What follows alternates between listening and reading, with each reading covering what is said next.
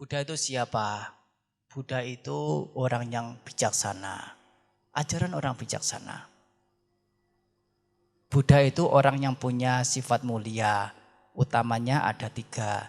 Kesucian, kebijaksanaan, welas asih. Umat Buddha sebagai umatnya, sebagai pengikutnya orang bijaksana, tentunya tidak terikat oleh bentuk-bentuk pujaan. Itu hanya sebagai alat perantara saja. Perantara bagaimana Buddha Rupang ini mengantarkan kita pada Sang Buddha. Supaya kita bisa mengingat, mengenang Sang Buddha. Mengingat, mengenang Sang Buddha sebagai perantara untuk memantulkan sifat-sifat mulia beliau, yaitu apa? Kesucian, kebijaksanaan, welas asih, agar tampak pada pikiran, pada batin kita. Sehingga apa? Batin kita juga akan ada terbersit kesucian, kebijaksanaan, welas asih. Bagaimana kita mengerti itu, memahami itu, dan mengerti apa yang menjadi manfaat dari hal-hal itu. Punya kehendak, punya hasrat untuk memiliki, untuk mencapainya. Menghormat Buddha Rupang adalah bagaimana kita bisa terpantul sifat-sifat mulia Sang Buddha. Supaya kita tergugah untuk mempunyai sifat-sifat mulia Sang Buddha.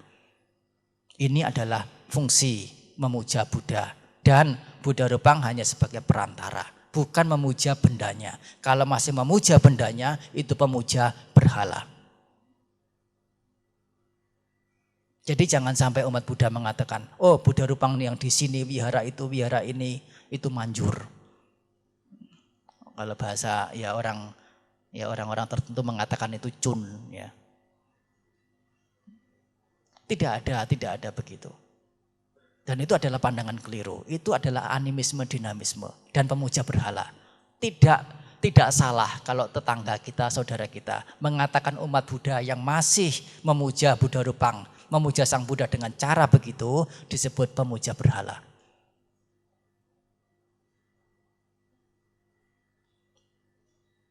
Buddha Rupang hanya sebagai perantara. Tidak ada pun bisa bersujud. Tidak ada pun bisa menghormat. Bersujud ada dalam pikiran kita, orang yang sosok yang kita puja, yang mempunyai sifat mulia seperti itu, kita bersujud. Ke arah mana? Arah manapun. Apakah harus ada Buddha Rupang? Tidak harus. Kalau ada penggantinya misalnya buku Parita Suci bisa saja. Soalnya ini adalah Dhamma Cetiya. Dhamma Cetiya. Kandungan ajaran Sang Buddha ini termasuk ya bentuk-bentuk yang bisa dihormat. Nah, ini adalah bentuk pujaan. Tidak ada Buddha Rupang juga boleh sujud. Arahang sama Sambuddho Bhagawa, Buddhang Bhagawatang Abhiwademi Namaskara. Bisa.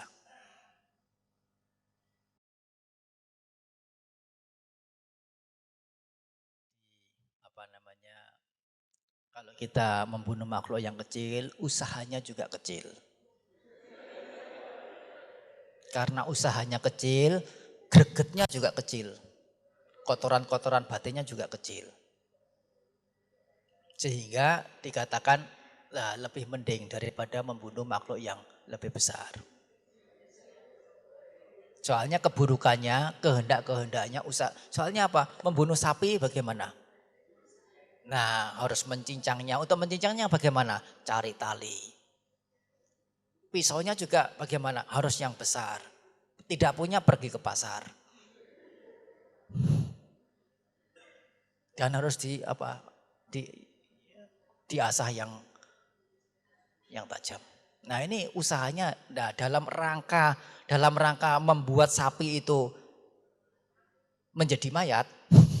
Nah, perlu usaha yang sangat panjang dan prosesnya itu berjalan panjang sekali. Pikiran kita bagaimana sapi itu mati, bagaimana sapi itu mati. Kalau membunuh nyamuk, plak, ya mati sudah. Ya usahanya itu ringan. Nah kebenciannya itu juga membedakan. Kita membunuh nyamuk ya tidak sengaja begitu, gatel apa begitu ya diusap. Oh ternyata nyamuk karena kekenyangan jadi tidak bisa pergi. Tahu-tahu sudah ya mati. Atau tahu begitu ya secara tidak sengaja, begitu secara sengaja tapi spontan, pluk begitu. Ya begitu ada gatal, pluk ya mati. Ya.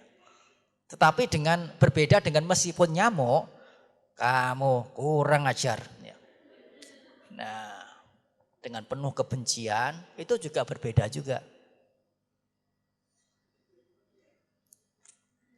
Perbedaan bagaimana pikiran itu menumbuhkan kebencian sebesar apa. Ya. Itu juga membedakan buah-buah perbuatan.